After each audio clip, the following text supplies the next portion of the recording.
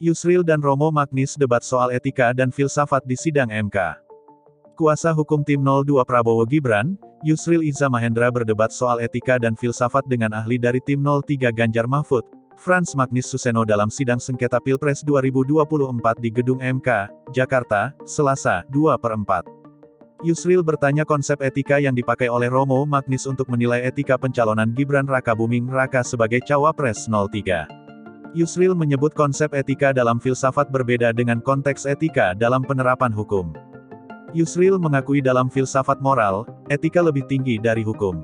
Dia pun membeberkan beberapa teori etika dari para filsuf, mulai dari Immanuel Kant hingga Thomas Aquinas. Saudara ahli kita paham bahwa dalam filsafat, bahwa etik adalah filsafat tentang moral. Filsafat tentang praksis manusia. Apa yang disampaikan Immanuel Kant, tidak wajib, kata dia. Aquinas mengatakan bahwa norma hukum yang bertentangan dengan norma moral, tidak pantas dianggap sebagai norma hukum, imbuhnya. Namun, kata Yusril, di dalam negara hukum terdapat hierarki hukum. Norma-norma dan etika yang berlaku juga mengacu kepada hukum seperti UU. Pendaftaran Gibran diterima oleh KPU dengan merujuk pada putusan MK terkait ketentuan batas minimal usia Capres-Cawapres dalam UU Pemilu.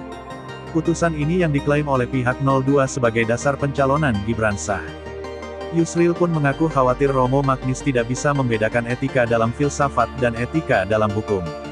Saya khawatir Romo konfus antara etik dalam filsafat dan etik yang dibicarakan dalam forum ini.